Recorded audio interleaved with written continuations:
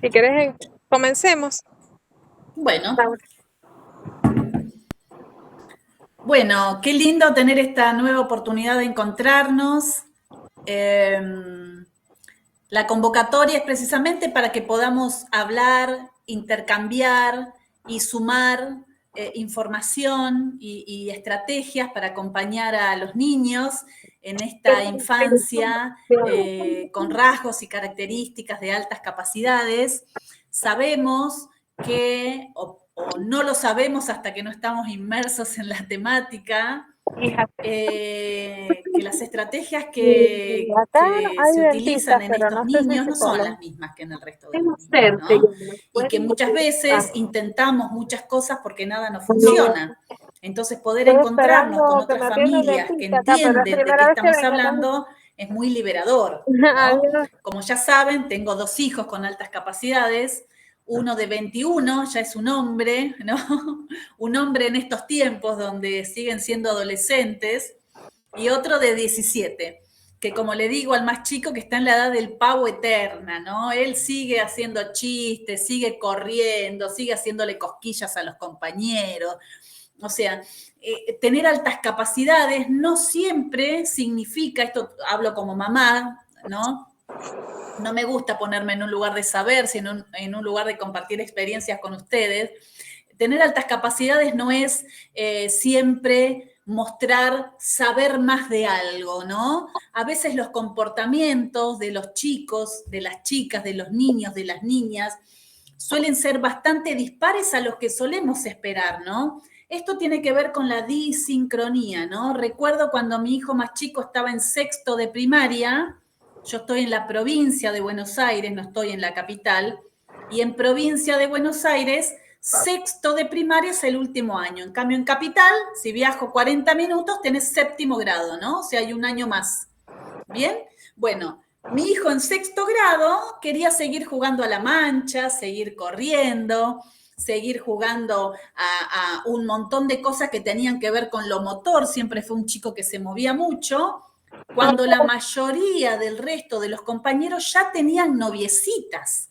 Mi hijo no tenía la menor intención de nada, incluso le daba asco hablar de Porque eso, para vos casi como le pasa a los niños más pequeños, ¿no? Entonces, lo bueno es que podamos como desligarnos, ¿no? Sacarnos estos pesos de lo que debe ser, ¿sí? Lo que debe pasar o lo que debe hacer, decir, ¿no? Un niño o una niña pequeña, en este caso con altas capacidades. Si bien veo hay niños que están dando vueltas, tengamos en cuenta que es un encuentro para padres y que por ahí hay algunas cosas donde estemos hablando precisamente de nuestros hijos. Tengamos mucho cuidado. Yo en esto soy muy cuidadosa. Cada familia, por supuesto, hace lo que puede, ¿sí? Pero si hablamos de ellos, tenemos que ser muy cuidadosos de no hablar de ellos cuando ellos están delante, ¿sí?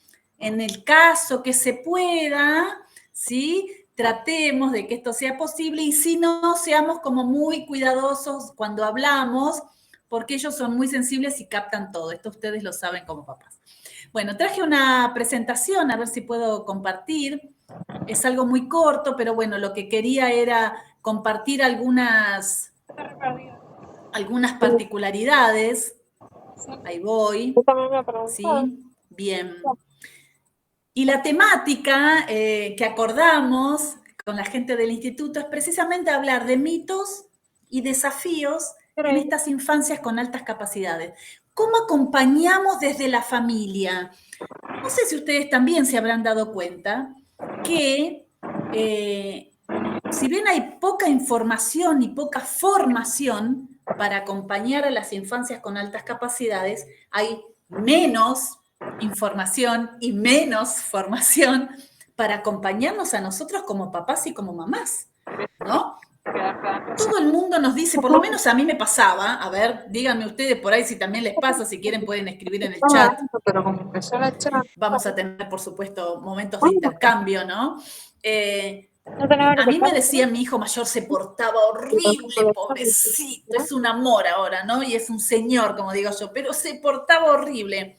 Me decían, déjamelo una semanita, vas a ver cómo te lo devuelvo cambiado, ¿no? Como diciendo, yo sí tengo las herramientas que vos no tenés, estos mensajes, ¿no? Ahí por debajo como no sabés ser mamá o no sabés ser papá. A mí en ese momento me dolía mucho. Siempre cuento que pesaba como 15 kilos menos que ahora. Yo soy muy delgadita, pero pesaba 15 kilos menos, ¿no? O sea, era un enorme desafío llevar adelante la crianza. A mí, esto es algo personal, ¿no? Llevar la crianza de un hijo con altas capacidades que tenía grandes desafíos en lo conductual, ¿no? No era un niño violento, pero era un niño que no se lo podía contener demasiado, que siempre quería hacer lo que quería, ¿no? Que me preguntaban si escuchaba, ¿no? Como diciendo, ¿es sordo tu hijo? Porque la verdad que cuando le hablo parece que no escucha. ¿Hicieron algún estudio de audición? Y yo la verdad que me quería matar. Y recuerdo que cuando lo iba a buscar a la escuela, ya no me quería parar en la puerta de la escuela, ¿no? Me paraba cada vez más lejos, porque en la puerta de la escuela venían los compañeros y me decían, ¿sabés que hoy Mateo hizo tal cosa? ¿Sabés que Mateo hizo tal otra? ¿Sabés que Mateo me dijo esto? ¿Sabés que me sacó el lápiz? Y era todos los días algo diferente, ¿sí? Entonces, como padres, ¿quién nos acompaña a nosotros? ¿Quién nos contiene? ¿Quién nos escucha? ¿Quién nos entiende? Y no buscamos justificación, por lo menos no la buscaba yo. ¿Sí? Me gusta también compartir hoy, ya un poco alejada de la infancia de mis hijos, ¿no? Poder compartir una vivencia que no sé si cambió en estos años, en estos 15 años que pasaron desde que mi hijo tenía 6. Pasó un montón de tiempo. En ese momento prácticamente no se hablaba de altas capacidades. Cuando él fue diagnosticado, la verdad es que yo no sabía de qué se trataba la alta capacidad. ¿Sí? A ver si puedo cambiar. Voy a cambiar de acá. A ver, no puedo cambiar. Ahí está. Bien. ¿Por qué? Porque la alta capacidad estaba rodeada de mitos. Sigue rodeada de mitos. Pero en ese momento se sabía mucho menos de lo que se sabe ahora, ¿sí? Y los mayores mitos circulaban alrededor de estos 4 ejes. Ya irán viendo ustedes, ¿no? Si también les pasa lo mismo. Es diferente ser mamá de varones que ser mamá de nenas. Y es diferente ser mamá de un varón o nena disruptivo, es diferente ser mamá de un varón o nena que se mete hacia adentro, es diferente ser mamá de un varón o nena que se camufla y que intenta ser lo que están esperando los demás que sea, entonces se transforma, se camufla, cumple expectativas de los demás, ¿sí? Y es diferente ser mamá del primero que mamá del segundo con altas capacidades. Así que no hay nada escrito. Pero es importante destacar estos 4 puntos. Suponen que emocionalmente son más inestables, ¿no? Que las niñas son amorosas, son solidarias, que ayudan a los demás, que son simpáticas, que son amorosas, ¿no? Incluso cuando los docentes, los directivos, otras mamás hablan de niñas con altas capacidades, nunca hay una queja o alguna cuestión de conducta disruptiva. En cambio, los varones, no todos, suelen mostrar su disconformidad, su frustración, su miedo, su angustia, su bronca, su enojo, su alegría, ¿sí? De manera intensa. Si bien las nenas también pueden ser intensas, ¿no? Hay un 70% de varones detectados frente a un 30 o un 20 de nenas detectadas. Fíjense que se llega al diagnóstico en los varones por algún problema, generalmente de conducta. Con las nenas no. ¿Sí? Entonces se sigue asociando un trastorno emocional, una baja tolerancia a la frustración, una imposibilidad de aceptar los errores, un perfeccionismo, ligado como que si tiene altas capacidades tiene que suceder esto. En realidad lo que sucede es que como son infancias que les sale todo muy fácil, ¿sí? y que nosotros también les Estamos decimos, qué acá. bien esto que hiciste, qué buenísimo que te Ahí salió, se ve ¿sí? y Son niños que que no se frustran porque lo que intentan les sale bien. Entonces, ¿cómo hacemos para llevarlos a una zona sacarlos de esta zona de confort? Ya lo vamos a ver. Otro tema es la sociabilización. Se sigue pensando como mito que son estos chicos y chicas, infancias pequeñas, que no tienen amigos. Ustedes dirán, no, pero no pasa eso con mi hija. No pasa eso con mi hija. Se sigue pensando que las personas con altas capacidades tienen problemas para socializar. ¿Sí?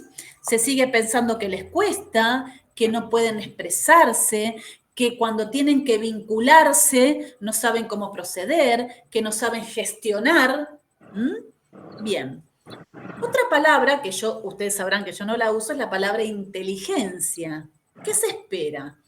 Que sea el mejor del grado, que tenga las mejores notas, que tenga todos 10 en el boletín. Esto, bueno, cuando acá ya hay se dentista, pone allá hay psicólogo. número o se pone bueno, muy bueno, regular o deficiente, o ponen no lo logró, trayectoria en proceso, ¿sí? Hay diferentes maneras de calificar hoy en día. Pero si demuestra o muestra Acá gran está inteligencia, dentista. tiene altas capacidades. Si sus notas no son bajas, no lo logra, no lo termina, no tiene altas capacidades. ¿Sí? Y por último, el rendimiento versus la capacidad. Que un niño o una niña rinda, o sea, que llegue al objetivo que espera el docente, no tiene que ver con su capacidad. Siempre lo hablamos, bueno, ahora no tengo un vaso, pero la capacidad de esto es esto. Yo puedo usar esto, pero tengo esta capacidad, pero puedo usar esto. Entonces, el rendimiento y la capacidad no siempre tienen que ir de la mano, van a depender de un montón de factores.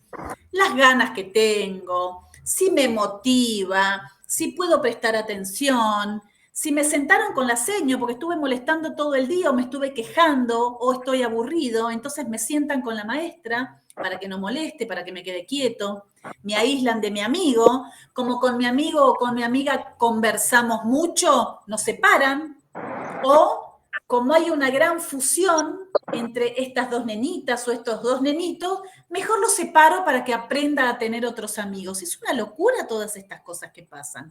Entonces, en lugar de que los chicos vayan a disfrutar generalmente a los espacios escolares o a los espacios también extracurriculares, por ejemplo, a inglés, a algún tipo de deporte que vayan, se suele tener esto en cuenta, ¿no? El rendimiento versus la capacidad, la inteligencia, la sociabilización y las emociones. Bien.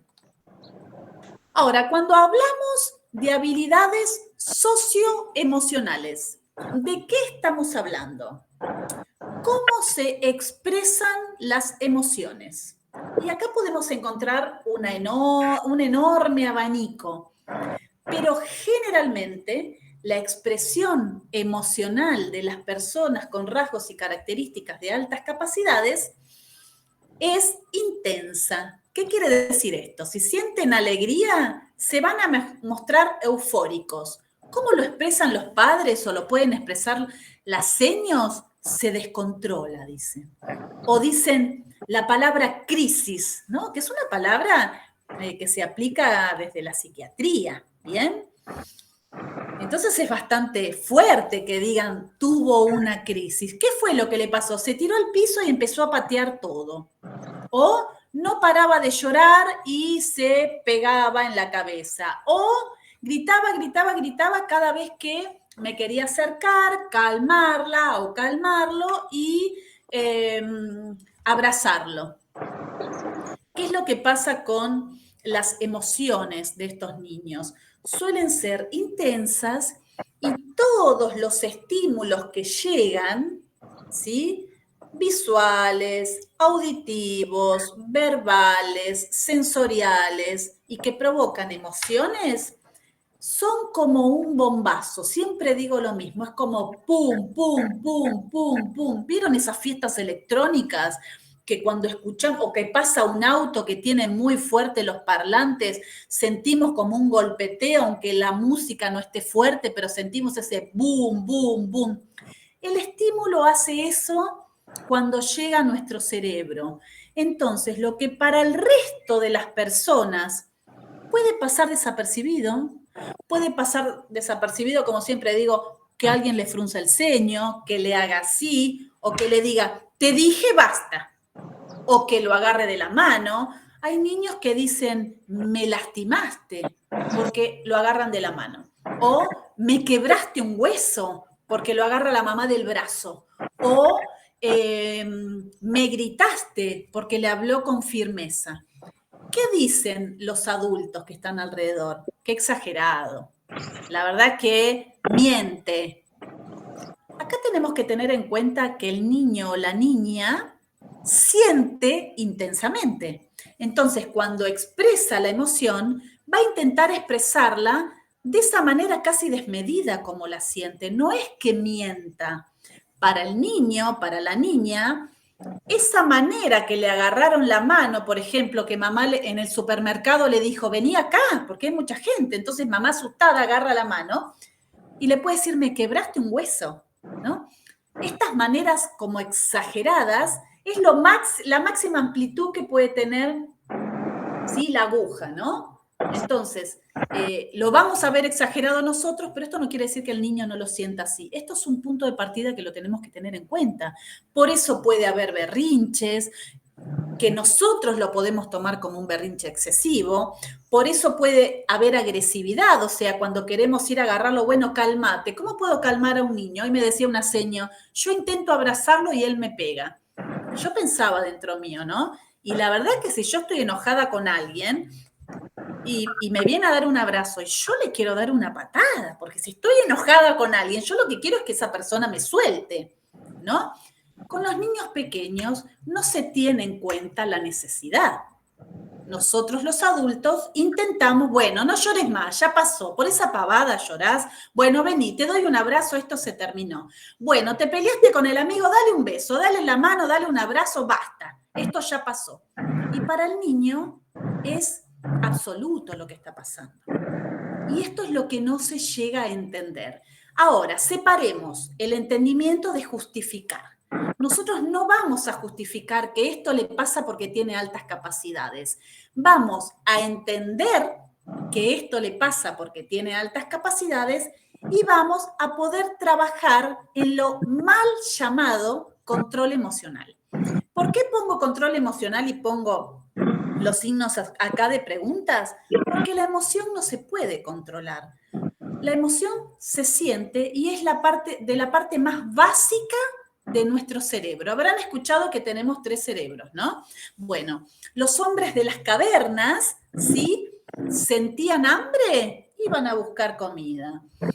Tenían frío, se abrigaban. No había un razonamiento. El razonamiento vino tiempo después, donde en el cerebro se desarrolla la parte del pensamiento, de la razón, de la reflexión, ¿sí?, que es esta parte de acá adelante. Bien, la emoción se siente. Yo no puedo hacer nada con lo que siento. Si tengo frío, tengo frío. Si me pinché, me duele. Si me golpeé, siento, no sé, caliente, por ejemplo, ¿no? Ahora, esa emoción que siento está ahí y yo puedo hacer algo. Puedo tener una acción, un verbo, a partir de esta emoción. O sea, estoy enojado, ¿qué puedo hacer? Calmar, ¿sí? Verbos, ¿sí? Correr, saltar, pegar, morder, dibujar, rayar, gritar, hablar, bañar, sentar, saltar, ¿no? O sea, ¿qué hago con la emoción? Tengo que encontrar una acción para poder gestionarla. El niño pequeño, con altas capacidades, tiene emociones muy intensas, entonces tenemos que acompañar la gestión emocional. ¿Cómo podríamos hacerlo nosotros como padres si nadie nos enseña gestión emocional? A nosotros cuando éramos chicos nadie nos enseñó cómo gestionar una emoción. Y a los hombres, a los papás, se les dice que no tienen que llorar, se les decía cuando eran pequeños, ¿no? Bueno, basta, levantate y se terminó. No pasó nada, no pasó nada. Incluso dicen algunos abuelos, ¿no? No le digas nada porque si le decís, llora. Un nene que se cae, ¿no? Le limpian las rodillas y el nene ya empieza a llorar. Bueno, no está mal llorar, pero parece que hay un montón de cosas como que están mal vistas, ¿no? Entonces, fíjense que si encima hay emociones intensas y no tenemos herramientas para cómo acompañar a gestionar esa emoción, estamos medio al horno. No es culpa nuestra, es porque nadie nos acompaña y nadie nos ayuda a aprender gestión emocional. Por el otro lado, ¿sí? Tenemos habilidades más sociales. ¿Por qué estos niños y niñas pequeños con rasgos y características de altas capacidades buscan a niños mayores o adultos? Por varios motivos. Se vinculan porque es más interesante hablar con un adulto, porque es más interesante hablar con los amigos de mi hermano mayor, ¿sí? Porque me prestan más atención que mis pares y porque con los pares es un enorme desafío. Muchas veces les cuesta mucho más relacionarse con los pares, entonces no hacen eso que les cuesta. Como es más fácil estar con mayores, no siempre es que prefieran estar con mayores, sino que les es más cómodo estar con mayores o con adultos, ¿sí? Ahora, tengamos en cuenta que si un niño de 4 o 5 años está o se vincula mayormente con niños de 8 o de 9, tenemos que estar muy atentos en los juegos, las conversaciones, los temas y el desarrollo intelectual, corporal, emocional, ¿sí? Hay una brecha muy grande donde los puntos en común no van a ser demasiados. Tenemos que estar muy atentos de que no sucedan temas y conversaciones que el niño pequeño no las sienta adecuadas o le dispare preguntas. No tiene por qué ser algo negativo, ¿no? Pero se puede empezar a hablar de temas que el niño pequeño no pueda comprender porque los años de experiencia de vida no se lo permiten. Entonces, tengamos en cuenta que si eligen amigos mayores, primero, para forjar una amistad tenemos que tener cosas en común, ¿sí? La preferencia para estar con alguien a veces puede ser comodidad, ¿sí? Sería ideal que puedan desarrollar habilidades socioemocionales para relacionarse con cualquiera. Después, como todos nosotros, elegimos de quién ser amigos. No importa la edad que tengan nuestros amigos. Nosotros quizás ni siquiera tenemos en cuenta la edad de nuestros amigos, ¿no? Otro tema importante es que cuando pensamos en deportes para que hagan nuestros hijos, pensar en deportes en equipo. Van a decir, no, pero prefiere natación porque le encanta. Prefiere tenis porque le encanta. Prefiere karate porque le encanta. Sí, son todos deportes donde todo lo que yo haga depende solamente de mí. En estos niños que les cuesta la gestión emocional por tener emociones intensas, es ideal poder crear vínculos a través del deporte. ¿Por qué? Porque el resultado, los objetivos que buscamos a través del deporte es lograr algo con el granito de arena que aporte cada uno, ¿sí? Entonces, el resultado final no solo depende de mí, depende de cómo me conecto con mis compañeros, cómo pido una pelota, cómo ofrezco, si puedo respetar las reglas, si mis compañeros las respetan, y ahí surge una enorme capacidad de aceptación y de tolerar la frustración. Por lo tanto, por más alta capacidad que haya, la frustración se puede practicar en los juegos, se puede practicar en el deporte, no solamente en una habilidad cognitiva. ¿Bien? Habíamos hablado de inteligencia versus habilidad, ¿sí?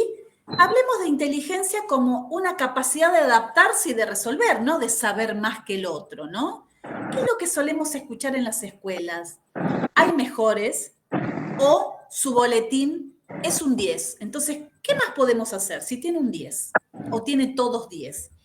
Tengamos en cuenta que generalmente las personas con altas capacidades tienen una edad intelectual superior o muy superior a la edad cronológica. Tienen 5 años o 4 años y tienen una edad intelectual de 9. Entonces, cuando yo le dé actividades de 5 años, va a estar 4 años por debajo de su habilidad. ¿Se entiende?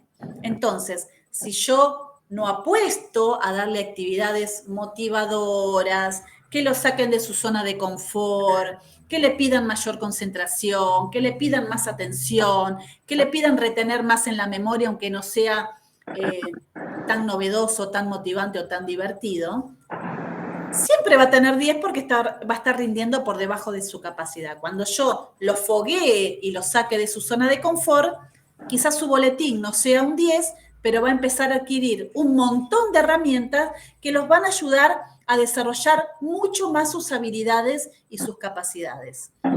Otros terminan antes, terminan mejor y lo hacen más prolijo. Ser más veloz no significa tener alta capacidad.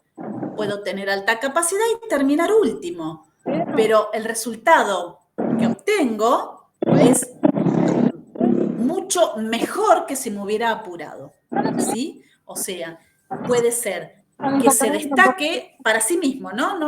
La idea no es comparar con otros, ¿no? Se destaque en lo que se espera para la persona. Si yo espero esto en cuarto grado, en quinto grado, en secundaria, este niño, niña, adolescente que tardó más, logra un resultado por acá arriba. ¿Por qué? Porque puso más dedicación, lo pensó mejor, puso más información que tenía, se esforzó. Entonces, antes no quiere decir mejor, y que no tenga prolijidad también depende de la mirada del otro. Una mente que va muy rápido le va a costar más escribir prolijo, porque se tiene que detener. Hay tantas ideas que yo escribo rápido, ¿sí? Entonces es prácticamente imposible tener la prolijidad que se espera con un cerebro que va tan rápido, ¿sí? Todos estos aspectos son aspectos que tenemos que trabajar. Y otra cosa es, no supo resolver la actividad. El otro día me contaba una familia que la seño le había dicho al niño que la manera de resolver una cuenta tenía que ser diferente a la que él había aprendido. Entonces, como el niño se resistía a aprender un método distinto, no podía resolver. Por supuesto, en un niño con altas capacidades. Entonces la maestra decía, no tiene altas capacidades, si no sabe resolver. El niño estaba tan... se había metido tanto en su propio método que no estaba abierto a aprender métodos nuevos. Un niño pequeñito, ¿no? Un niño de segundo grado, ¿sí? Que no pueda resolver una actividad tampoco significa que no tenga altas capacidades. Tengo que enseñarle nuevos procesos de la manera que estos niños puedan aprender. Entonces, ¿cómo acompañamos para una atención lo más adecuada? ¿Sí? Bueno, tratando de tener una buena comunicación entre la escuela, entre la familia y profesionales externos si es que los hubiera. Algunas escuelas tienen equipo de orientación, algunas familias tienen psicólogos, psicopedagogos, especialistas en atención temprana, etcétera, que están acompañando los procesos de estas infancias. ¿Cuáles son las principales dificultades que se suceden en las escuelas? La falta de formación, la falta de capacitación. Sabemos que la temática no se ve en la formación docente y que en este caso el ISPE es el primer instituto del país que está incorporando de primero a cuarto año la temática de altas capacidades, o sea que van a ser los primeros docentes formados a partir de los años de formación, ¿sí? Van a ser los primeros en el país, ¿bien? Otra dificultad importante es ¿cómo lo atiendo a este niño o niña que está detectado con altas capacidades? ¿Cuándo lo atiendo? ¿Y por qué le tengo que dar una atención distinta? Ante la falta de formación y la falta de capacitación, los docentes no saben qué hacer. ¿Nos enojamos como familia? Sí, nos enojamos un montón. Vamos, pedimos, exigimos, sí. No saben qué hacer las escuelas. Esta es una realidad en todo el país, ¿sí? ¿Cómo construir estrategias y a partir de qué y con qué objetivos, ¿sí? Las estrategias las escuelas las tienen, no saben que las pueden usar para altas capacidades, ¿sí? Piensan en estos mitos que circulan, ¿sí? Que para atender a un niño con altas capacidades hay que estudiar alguna carrera, ¿no? Y cuando nos acercamos los profesionales y les explicamos que las estrategias las tienen y que puede ser esto, esto, esto y esto, se empiezan a dar cuenta que no estábamos hablando de extraterrestres, ¿sí? Y las últimas dos dificultades que son muy profundas e importantes es que no hay un seguimiento. Si con suerte tenemos un docente o unas docentes que atienden un año, el año que sigue es muy difícil que este acompañamiento continúe. ¿Sí? ¿Por qué? Porque no hay comunicación entre el docente del año anterior y el que sigue, no hay, no se anota en el legajo o en la historia escolar de los chicos qué estrategias se utilizaron y cuáles fueron los objetivos, entonces al año siguiente esto ni siquiera se sabe. ¿Y qué nos pasa a las familias? Tenemos que ir a hablar este año, tenemos que ir a hablar el año que viene, tenemos que ir a hablar el otro con las escuelas, porque la atención no permanece. Y ¿cómo se evalúa si funciona o no funciona? Tampoco se sabe, ¿sí? Las escuelas no saben cómo evaluar si está funcionando. ¿Qué es lo que miran? Y no les sobra tiempo. Y la verdad que acá no dice que se aburre. Y la verdad que no molesta. O molesta y cuando le doy una actividad diferente, una actividad motivadora, no la hace. Entonces, en lugar de buscar capacitarse, buscar formarse, directamente desisten de la atención. Y acá les dejo un consejito. ¿Bien? Primero, tratar de comunicarnos eficientemente. Yo entiendo que es muy difícil y siempre cuento que estuve muy enojada con los primeros docentes de mi hijo mayor. Terminé, todo el proceso, ¿no? de acompañamiento de mi hijo mayor, fue a la misma primaria y a la misma secundaria que mi hijo más chico. Fíjense que tuve muchos problemas con la secundaria y terminé dando capacitaciones para los docentes de secundaria. Entonces, no sé qué habrá pasado, no sé si seguramente habré aprendido y me habré adaptado y habré también entendido que no siempre las cosas pueden ser como uno quiere, como papá o como mamá, ¿sí? Y que tratar de hacer más fluida la comunicación con la escuela puede permitir que se abran las puertas de otra manera. En este caso, estar mejor comunicado permitió acercar material, que puedan sumarse a alguna capacitación o en mi caso de poder dar una capacitación. Les cuento cómo fue, era un día de capacitación durante el año. Me invitaron a mí para dar primero la capacitación y después me pidieron que me vaya, directamente no me dejaron quedarme al resto de las capacitaciones que había, ¿no? Pero estuvo la oportunidad y se quedaron todos en un silencio absoluto, ¿no? Más en secundaria que hay muy poca atención. Segundo consejito, tratemos de trabajar en red, ¿sí? Familias apoyándonos en, si tenemos suerte de un docente que nos escuche, con la escuela. Si tenemos acompañamiento, en este caso del Instituto de Altas Capacidades, nos unimos con el Instituto de Altas Capacidades. Si tenemos algún profesional externo, también. Si es el pediatra, si es otra familia, si es otra escuela, si es otro docente, tratemos de trabajar en red, ¿sí? Todo lo que hagamos y todo lo que avancemos va a dejar semillas, ¿sí? Quizás no las vemos ahora, ¿sí? Y por último, y no menos importante, autoconocernos, ¿sí? Saber cuáles son también como padres nuestras fortalezas, nuestras debilidades y nuestras capacidades. Qué cosas no podemos y necesitamos pedir ayuda en algún lado y generalmente es comunicándonos y trabajando en red.